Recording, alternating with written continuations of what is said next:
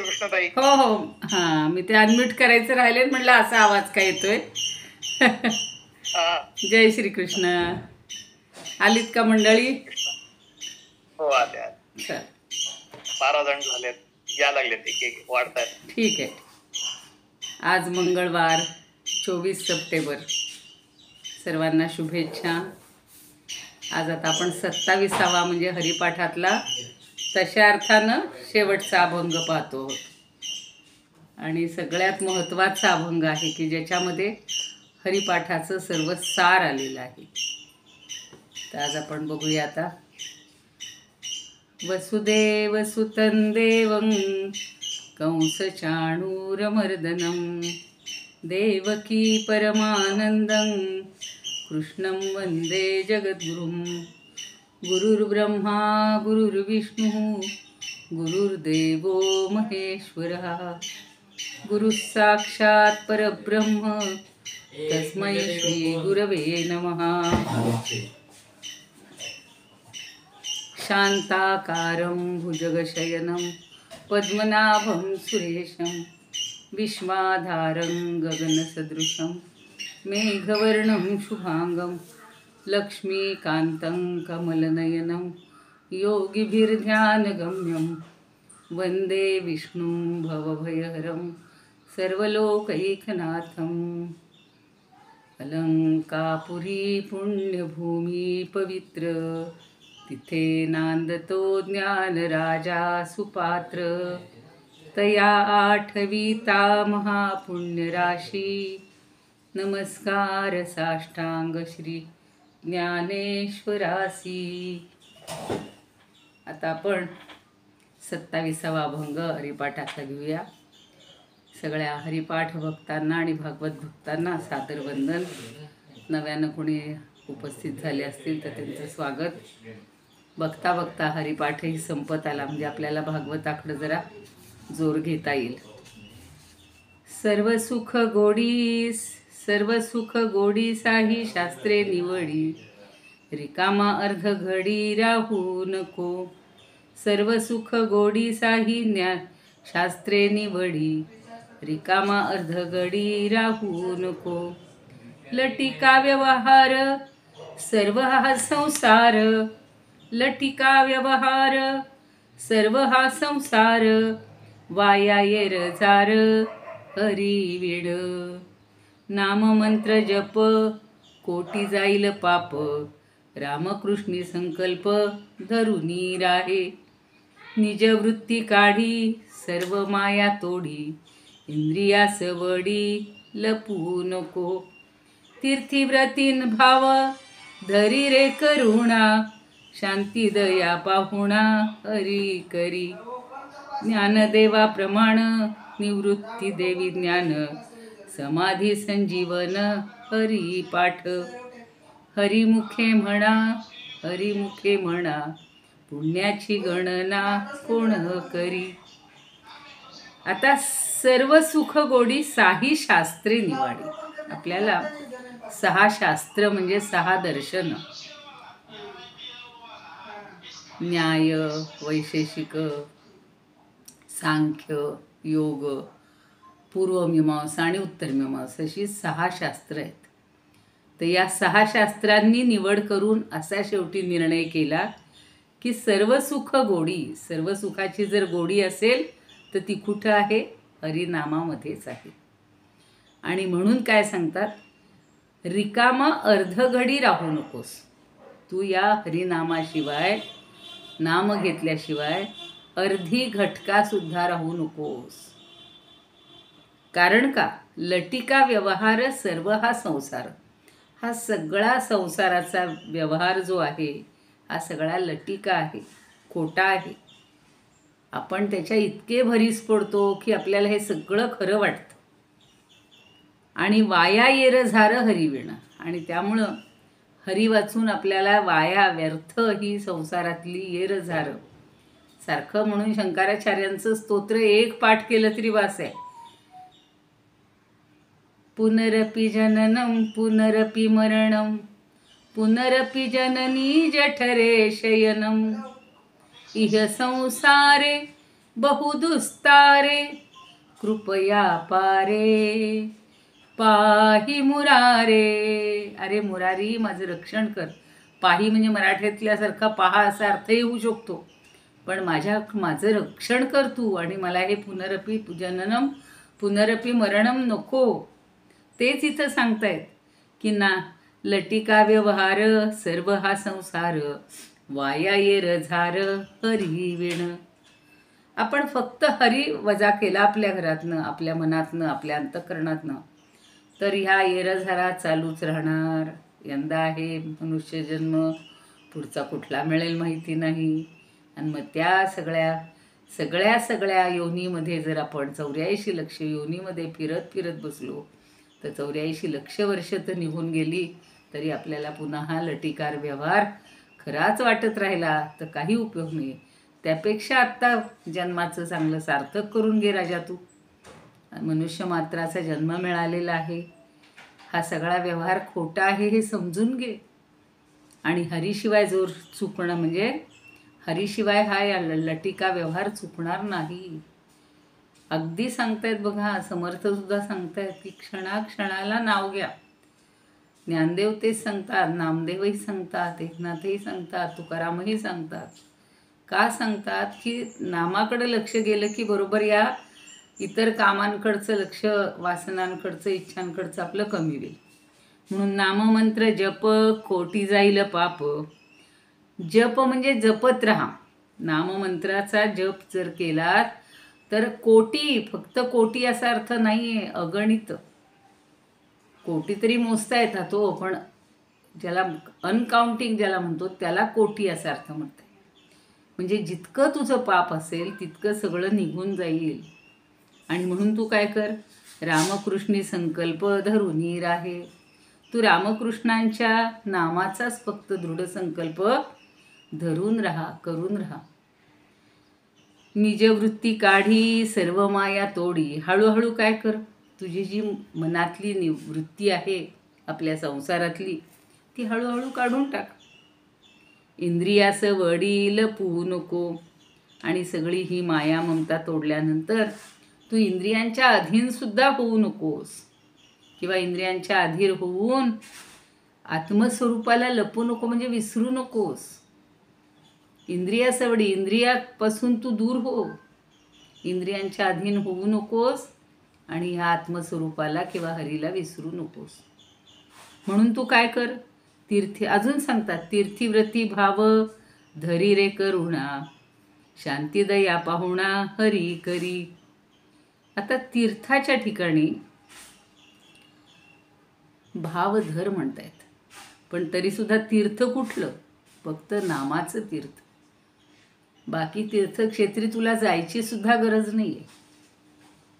म्हणजे मग काय होईल, धरी रे करुणा. मग तो श्रीहरी जो आहे आपल्या ठिकाणी, करुणा, शांती, दया यांचा जर आपण आश्रय केला तर तू श्रीहरीला आपला पाहुणा कर. शांती दया पाहुणा हरी करी, म्हणजे शांतीला, दयेला, यांना आपला पाहुणा, यांचा आश्रय घे, आणि हरीला करी पाहुणा. हरीला आपला पाहुणा कर. म्हणजे हरी पाहुणा आला की कसं आपण त्याचं सगळं कौतुक करतो, लाड करतो, त्याच्याशी काही कडू बोलत नाही. तसं हरीच्या बाबतीत तू कर की हरीलाच आपला पाहुणा करून टाक. आणि शेवटी म्हणतात, ज्ञानदेवा प्रमाण निवृत्ती देवी, ज्ञान समाधी संजीवन हरी पाठ. म्हणून ज्ञानदेव म्हणतात की निवृत्ती दादांनी किंवा निवृत्ती देवांनी मला जे काही दिलेलं आहे, देवी म्हणजे देवांनी बरं का, ती त्यावेळची सप्तमी इकारांत, त इया तर तो ई वापरलेला आहे सगळी ठिकाणी.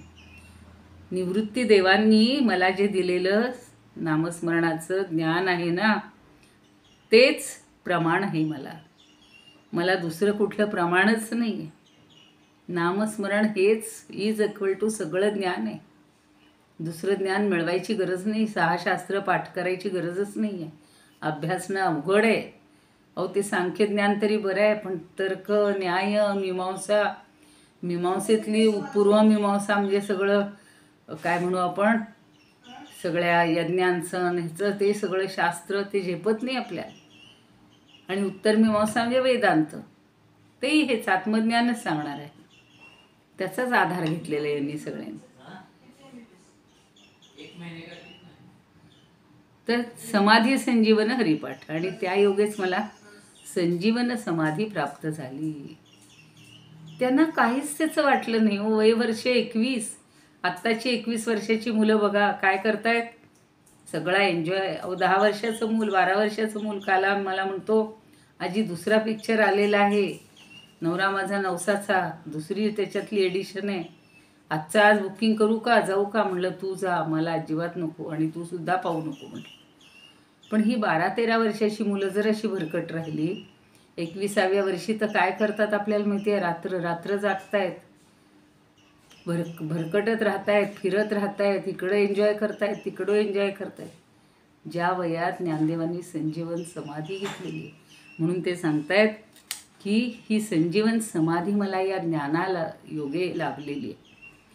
मग मनुष्याचं मन काय करते हो, फक्त सर्व सुख गोडी, सगळ्या सुखाची आपल्याला सतत गोडी आहे, इच्छा आहे, आणि ते सुख मिळवण्यासाठी नेहमी बाहेरील विषयांकडे इंद्रियांच्या द्वारा ते धावत असतं मन.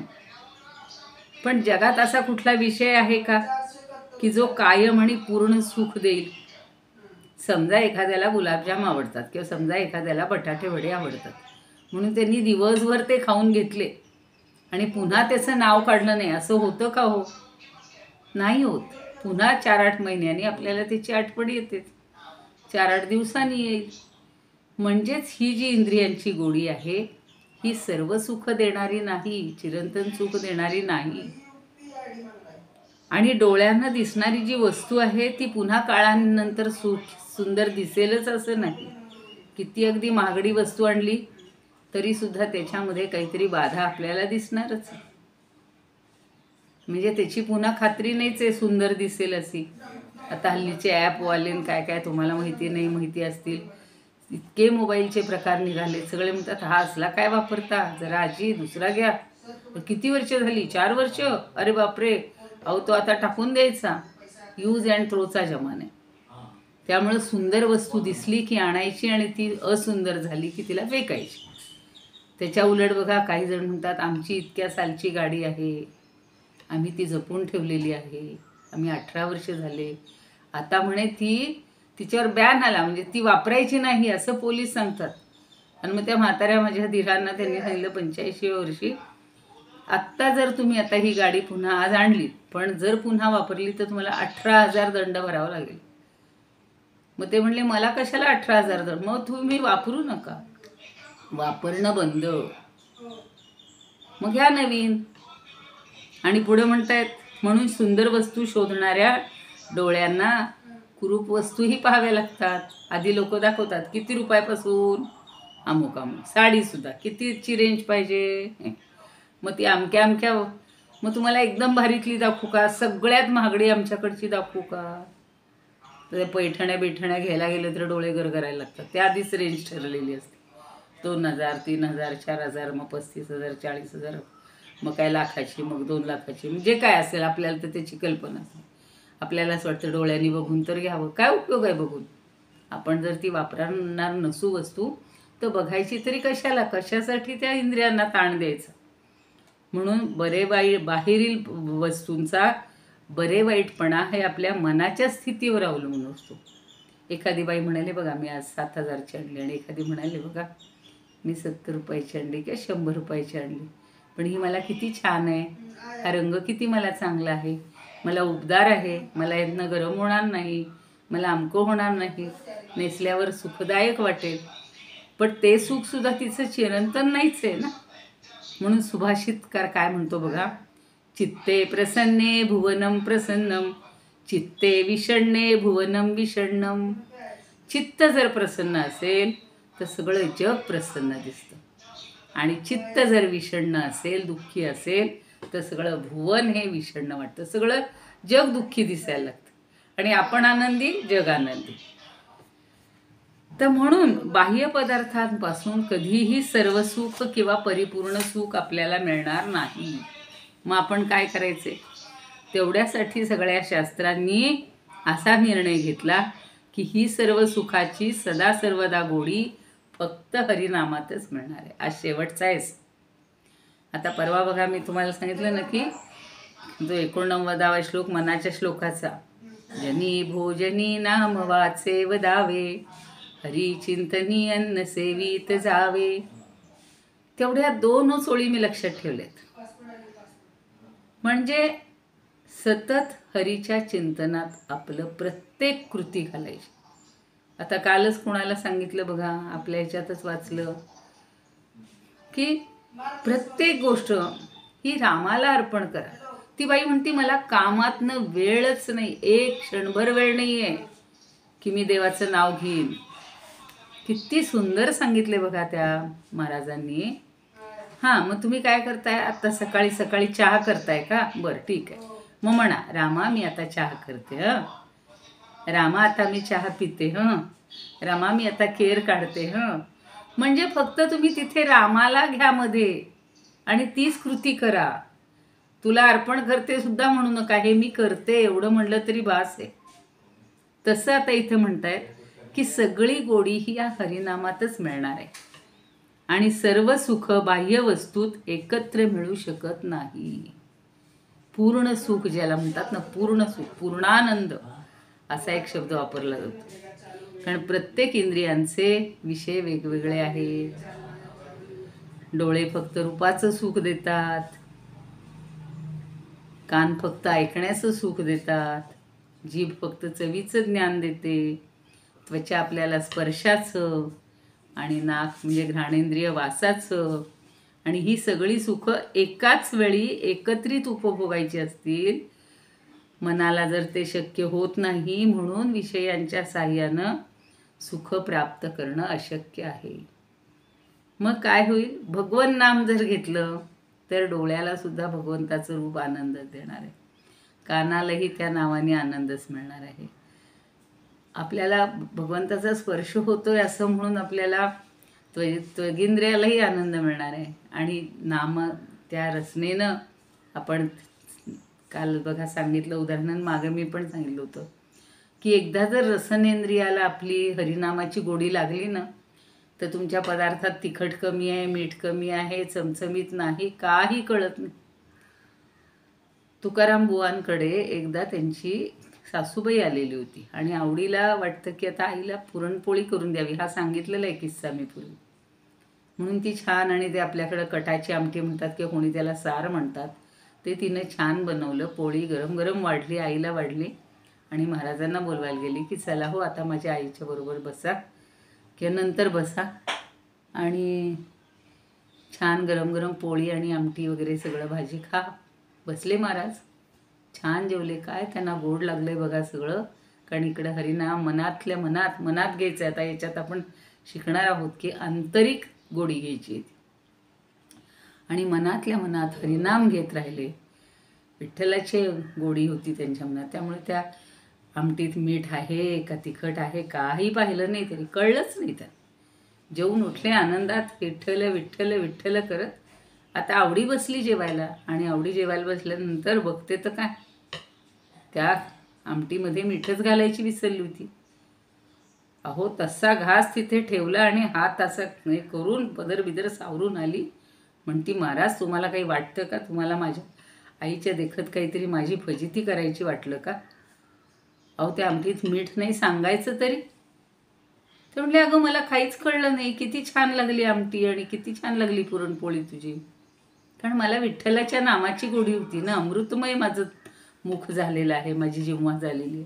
त्यामुळे मला म्हणजे इतकी आपल्याला त्या हरिनामाच्या गोडी पुढं हे सगळे विषय व्यर्थ वाटायला लागतात. आणि म्हणून सगळ्या इंद्रियांच्या द्वारे मिळणारं जे सुख आहे त्याच्यापेक्षा आपल्याला हे सुख अधिक आहे. म्हणून माऊली म्हणतेच ना, सर्व सुखाचे आगर बाप रखुमा देवीवर. सगळ्या विषयांपासून मिळणारं सुख हे तात्पुरतं आहे. पुन्हा पुन्हा ते घेण्याची इच्छा निर्माण होते आणि हरिनामापासून मिळणारं सुख त्या मनानं पुन्हा कुठलं सुख भोगण्याची इच्छाच उरत नाही. ते शांत होऊन जातं मन. आणि म्हणून पुन्हा काही गोपी म्हणतात, ये नैक देशे खिल सर्ग सौष्ठव द्राक्ष. म्हणजे त्या म्हणतायत की हे मूर्तीच्या ठिकाणी आम्ही जे सगळं पाहत होतो, इथं सगळं सौंदर्य एका ठिकाणी एकवटलेलं होतं. म्हणजे परिपूर्ण सुख या भगवंताच्या नामस्मरणात पण आहे, त्याच्या रूपात पण आहे. आणि श्रीहरी नामाशिवाय एक क्षण सुद्धा रिकामा जाऊ देऊ नये. रिकामा जाऊ नेदी एक क्षण, समर्थ सुद्धा सांगतायत.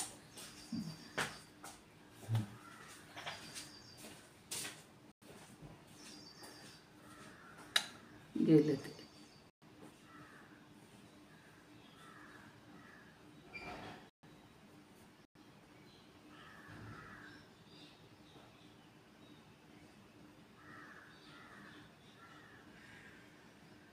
रिकामा जाऊ नेदी एक क्षण.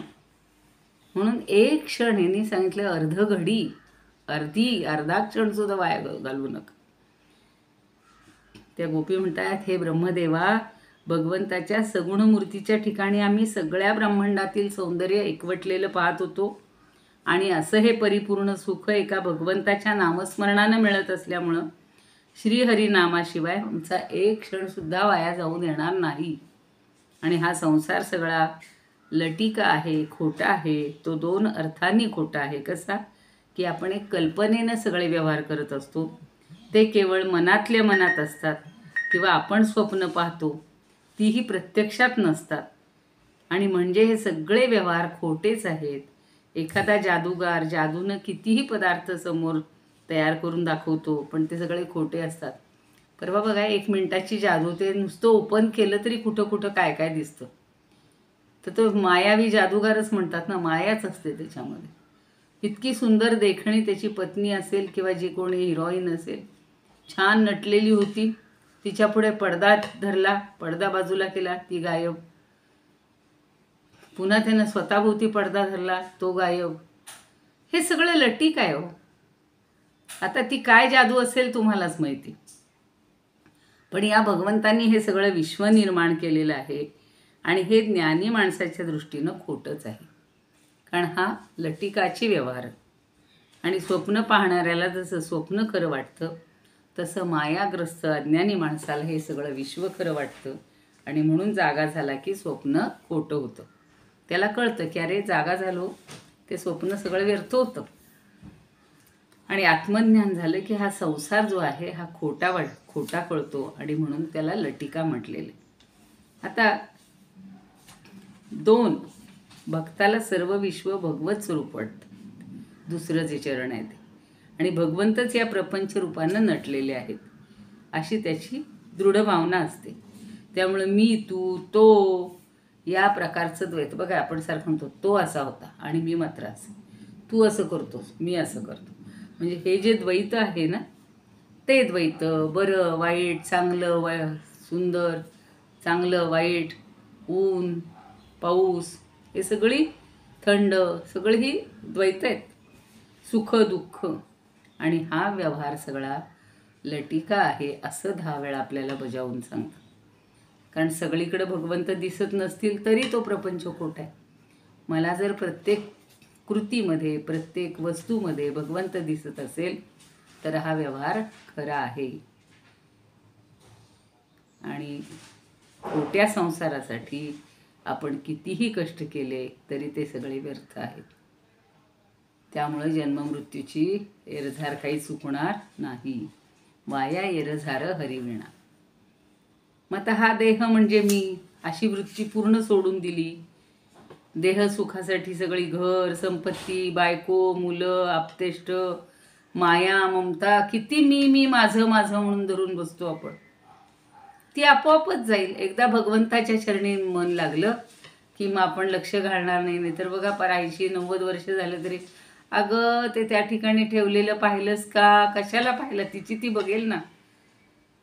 मग हे सगळे प्रयत्न माणसाचे चालू असतात आणि इंद्रिय सारखी विषयांकडे धावत असतात. म्हणून त्याच्या आहारी तू अजिबात जाऊ नको. त्यांनी पुढच्या ह्याच्यात सांगितलेलं आहे, नाममंत्र जप कोटी जाईल पाप, रामकृष्ण संकल्प धरून राहे.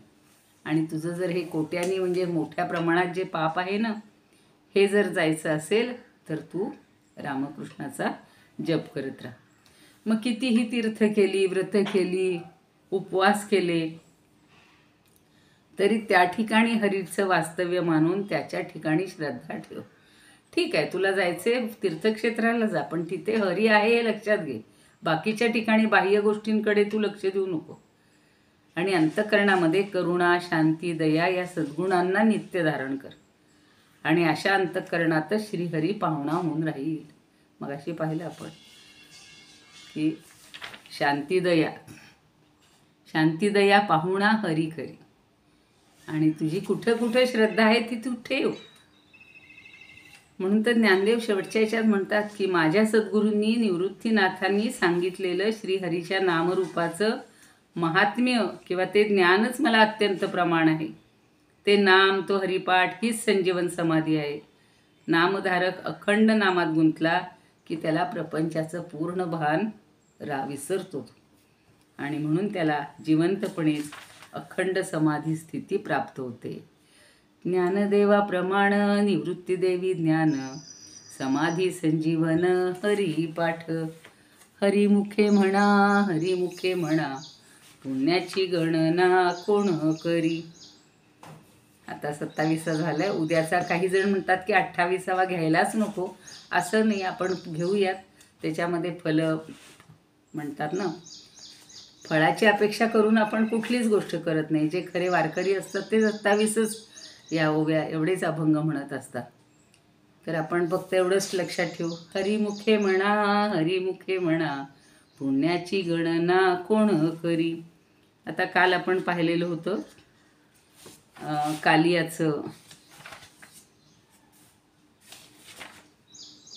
कालियावर कृपाजी भगवंतांनी केलेली आहे. आणि मग त्यांनी प्रश्न विचारला होता की त्या कालियाला कसं पाठवून दिलं, कुठे गेला तो. तर आता पुन्हा त्याच्यातले काही बारकावे जे आहेत ते शुकदेव सांगतायत परीक्षिताला की अरे परीक्षिता, कालिया नागाला 101 फणा होत्या. तो आपली जी फणा वाकवीत नसे ती कठोर शासन करणारे भगवान आपल्या पायांनी दाबत होते. कोणी म्हणतात ना, ते नृत्य करत होते. म्हणजे माणसांनी वाकणं किती आवश्यक आहे. आत्ता जे आपण हरिपाठही पाहतोय आणि इथं सगळीकडे आपण नम्र असायला पाहिजे. आपण भगवंत समोर येऊन उभं राहिलं तरी खाली मान वाकणार नाही आपली, असं तर उपयोगाचं नाही. तर भगवंतांनी त्याच्या प्रत्येक म्हणजे आपल्या पायांनी त्याचा फणा जो असाच ताठ राहत होता त्याला दाबलेलं आहे. आणि त्यामुळं हळूहळू त्या कालियाची शक्ती क्षीण व्हायला लागली. तो नाकातोंडातून भयंकर रक्त ओकायला लागला. आता अगदी भयानक असं ज्याला बिभत्स आणि रौद्र असं हे रूप लक्षात डोळ्यापुढं दिसते. आणि शेवटी त्याला चक्कर आली आणि तो बेहोश झालेला आहे. प्रत्येक फण्याला त्यांनी दाबलेलं आहे. आता जसं रावणाला 10 तोंड होती. तोंड म्हणजे काय, हे सगळे 10 अवगुण, काम, क्रोध, लोभ, मोह, मद, मत्सर, तसंच आहे या कालियाचं पण. आणि मग त्याच्या डोळ्यातून विष बाहेर तो जेव्हा ओकायचा आणि क्रोधामुळं जोरात फुतकार टाकायचा, तर जी फणा तो वर उचलत असे त्याच्यावर पुन्हा श्रीकृष्ण नृत्य करत असे. आणि आपल्या लाथेनं वाकून ती फणा त्याची तुडवत असायचं. मग त्या पुराण पुरुषाच्या पायावर जे रक्ताचे थेंब पडले ते पाहून असं वाटत होतं की काही लाल फुलांनी त्यांची पूजा केलेली. भागवतकार फार सुंदर अशा कल्पना करतात, जसे ज्ञानदेव करतात तसंच. म्हणजे ती ठिपके जे उठले ते त्याची जणू काही फुलांनी पूजा केली लाल असं दिसत होतं. आणि मग त्या अद्भुत तांडव नृत्यामुळं कालियाचे फणारूपी छत्र ते छिन्न विछिन्न झालं, खिळखिळ झालं आणि तोंडातून रक्ताची उलटी आली. आता सगळ्या जगाचे गुरु असणाऱ्या पुराण पुरुष नारायणांचं त्याला स्मरण झालं आणि तो मनोमन त्यांना शरण गेला. शेवटच्या क्षणी शरण गेलेला आहे. आपला अजून शेवटचा क्षण आला नाही, आपण आधीच त्या नारायणाला शरण जाऊया. आणि उदरामध्ये संपूर्ण विश्व धारण करणाऱ्या श्रीकृष्णांच्या वजनानं कालिया अगदी गलित गात्र झाला. त्यांच्या टाचेनं केलेल्या आघातामुळे त्याचे छत्रासारखे जे फणे होते तेही छिन्न विच्छिन्न झाले. आणि आता काय झालं, त्याची जी पत्नी आहे त्या सगळ्या पत्नी तिथे शरण आलेल्या आहेत आणि त्याची अवस्था आपल्या पाहून पतीची त्या घाबरून गेल्या आणि त्या भीतीनं त्यांची सगळी अस्त्राव्यस्त वस्त्र अलंकार विस्कळीत झाले होते, वेण्या विस्कटल्या होत्या. आणि मग त्या सगळ्या नागपत्न्या अतिशय घाबरल्यामुळं आपल्या मुलांना पुढं करत लोटांगण घालून हात जोडून चराचराच्या स्वामीला म्हणजे श्रीकृष्णाला प्रणाम करतायत आणि सांगतायत की माझ्या अपराधी पतीला सोडवा. शरणागत वत्सल अशा त्या सगळ्या होत्या स्त्रिया आणि म्हणून त्यांनी त्याला सोडवण्याची इच्छा केली, विनंती केलेली आहे. बघा केवढं मोठं त्यांनी त्याचं दिलेलं आहे. त्यांनी इतकं सुंदर वर्णन केलेलं आहे की दुष्टांना दंड देण्यासाठी तुमचा अवतार झालेला आहे, म्हणून या अपराध्याला दंड देणं योग्य आहे. आपल्या दृष्टीने शत्रू आणि पुत्र समान असतात, म्हणून आपण ज्याला दंड देता तो त्याच्या कल्याणासाठीच असतो. हे किती छान सांगितले बघा. आणि आपली आमच्यावर खूप मोठी कृपा आहे, कारण आपण जो दुष्टांना दंड देता त्यामुळे त्यांची सगळी पापं नष्ट होतात. हा प्राणी अपराधी आहे म्हणूनच याला ही सर्पयोनी मिळाली, म्हणून आम्ही याच्या क्रोधाला सुद्धा अनुग्रह समजतो. आणि मागील जन्मात त्यांनी निश्चितच काहीतरी मानरहित होऊन दुसऱ्यांचा सन्मान करीत मोठी तपश्चर्या केली असावी किंवा सगळ्या जीवांवर दया करण्याचा मोठा धर्म केला असावा, म्हणून तर तुम्ही जीवस्वरूप आपण यांच्यावर संतुष्ट झालात. म्हणजे तरीसुद्धा त्याचं पूर्ण नुकसान केलेलं नाही आणि तुमच्या धुळीच्या चरणांच्या धुळीचा स्पर्श त्याला व्हावा याच्यासारखं भाग्य काय, हे कुठल्या साधनेचं फळ आहे असं त्या विचारत आहेत. आम्हाला माहिती नाही. आणि त्यासाठी लक्ष्मी देवीला सुद्धा पुष्कळ दिवसपर्यंत भोगांचा त्याग करून नियमांचं पालन करीत तपश्चर्या करावी लागली होती. म्हणून ते म्हणतात की तुमच्या चरणरजाला जे शरण जातात ते भक्तजन स्वर्गाचं राज्य, पृथ्वीचं सार्वभौमत्व इच्छित नाहीत, ब्रह्मपद इच्छित नाहीत. त्यांना रसातळाचं राज्य नको असतं, अणिमादी योगसिद्धीही नको असतात, त्यांना मोक्षाची इच्छा पण नको असते. तर हा नागराज तमोगुणी असल्यामुळं योनीमध्ये जन्माला आला, तो अत्यंत क्रोधी आहे असं असून सुद्धा तुमचे चरणरज त्याला प्राप्त झाले, हे त्याचं परमभाग्य आहे. आणि जे प्राप्त करण्याचे केवळ इच्छेनं संसार चक्रात पडलेल्या जीवाला साक्षात वैभवाची प्राप्ती होते. आता तुम्हाला आम्ही म्हणतात प्रणाम करतो, आपल्या अनंत ऐश्वर्याचा ठेवा असा तुम्ही आहात आणि सर्वांच्या ठिकाणी विराजमान असून सुद्धा अमर्याद आहात. तुम्हाला कुठलाही हे नाही आहे, अहम नाही आहे. आणि सगळे प्राणी आणि सगळ्या पदार्थांचेच तुम्ही आश्रय आहात.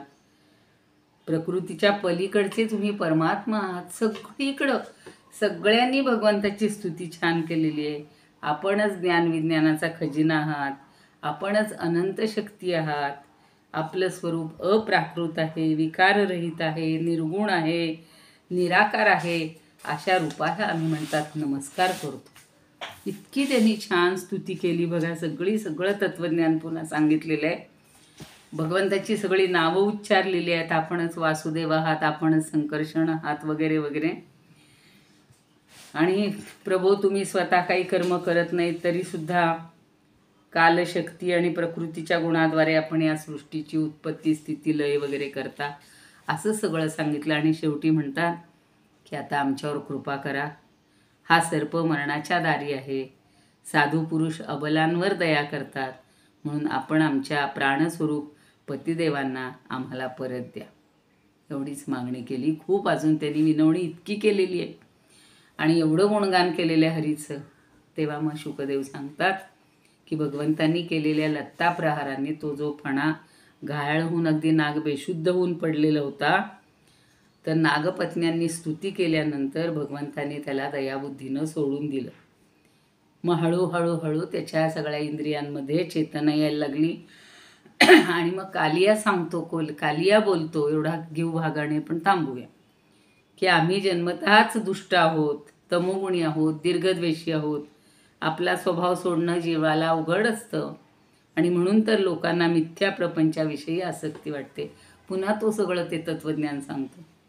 आणि आपणच गुणांच्या भेदानुसार या जगात अनेक प्रकारचे स्वभाव, सामर्थ्य सगळं तुम्हीच निर्माण केलेले आहे. आणि या सृष्टीमधील रागीट असे आम्ही सगळ्यात सर्प आहोत. आपला त्याग करण्यास कठीण अशा मायेनं मोहित होऊन आम्ही या मायेचा कसा त्याग करावा वगैरे वगैरे असं पुन्हा तो विचारतो. तेव्हा शुकदेव सांगतात की कालिया नागाची प्रार्थना ऐकून कार्यासाठी मनुष्य झालेले भगवान म्हणतात की सर्पा, आता तू इथं राहू नकोस. तू आपले नातलग, पुत्र, स्त्रिया यांना घेऊन ताबडतोब समुद्रात निघून जा. आणि गायी आणि माणसं यमुनेच्या पाण्याचा उपभोग घेऊ देत. म्हणून त्यांनी हकलून दिले, मारून टाकलेलं नाही. आणि मग तुला दिलेल्या माझ्या आज्ञेचं जो मनुष्य दोन्ही वेळेला स्मरण करील, पठण करील, त्याला सर्पापासून कधी भय राहणार नाही. किती बघा, म्हणजे या कालियाची फक्त कथा आपण ऐकली तर आपल्याला सर्पापासून भय नाही. आणि जो मनुष्य या माझ्या क्रीडास्थानात स्नान करील आणि पितरांचं तर्पण करील, उपवास करून स्मरण करील, पूजा करील, तो सुद्धा पापापासून मुक्त होईल. म्हणजे प्रत्येक ठिकाणाचं आणि प्रत्येक कथेचं आणि प्रत्येक प्रसंगाचं एक महत्त्व सांगितलेलं. आणि मग तो रमणक द्वीप सोडून डोहामध्ये म्हणजे तू स्वतः ज्याच्या भीतीनं तो तुझा रमणक द्वीप सोडून या डोहामध्ये येऊन राहिलायस, तो गरुड आता तुझं शरीर माझ्या चरणचिन्हांनी अंकित झालेलं पाहून तुला भीती राहणार नाही. गरुडांची भीती असते ना सर्पांना, म्हणून ते द्वीप सोडून इकडं आले होते. आता म्हणतात तुझ्या प्रत्येक फण्यावर माझं चिन्ह आहे ना चरणांचं, त्यामुळं तो गरुड तुला काही त्रास देणार नाही. आणि अशा अद्भुत लीला करणाऱ्या भगवंताची आज्ञा ऐकली कालिया नाग सगळ्या आपल्या पत्नींना आणि आनंदानं, मोठ्या आनंदानं पत्नींनी आणि त्यांनी आदरानं भगवंताची पूजा केली. वस्त्र, पुष्पमाळा, बहुमूल्य अलंकार, दिव्यगंध, उटणं, कमळपुष्पांच्या हारानं जगताचे स्वामी असणाऱ्या गरुडध्वज भगवंताचं त्यांनी पूजन केलं. त्यांना प्रसन्न केलं, प्रदक्षिणा घातली, वंदन केलं, त्यांची अनुमती घेतली. आणि त्यानंतर समुद्रात सर्पांना राहण्याचं जे ठिकाण आहे त्या रमणक द्वीपाकडे त्यांनी आपल्या पत्न्या, पुत्र, बांधवांसह प्रयाण केलं. आणि लीला मनुष्य भगवान श्रीकृष्णांच्या कृपेनं त्याच वेळी यमुनेचं पाणी केवळ विषरहितच नव्हे तर ते अमृतासारखं झालं. अशी छान हे सांगितलेलं आहे. तर कालिया मोक्षण नावाचा आज आपण प्रसार पाहिलेला आहे. आता कालियाची कथा आणि गोपांचा दावानलापासून बचाव हा भाग आपण आता उद्या घेणार आहोत. योगेशं सच्चिदानंदं वासुदेवं व्रजप्रियं धर्मसंस्थापकं वीरं कृष्णं वन्दे जगद्गुरुं. कृष्णाय वासुदेवाय हरये परमात्मने प्रणतः क्लेशनाशाय गोविंदाय नमो नमः. ओम पूर्णमद पूर्णमिदं पूर्णात् पूर्णमुदच्यते पूर्णस्य पूर्णमादाय पूर्णमेवावशिष्यते. ओम शांती शांती शांती. धन्यवाद.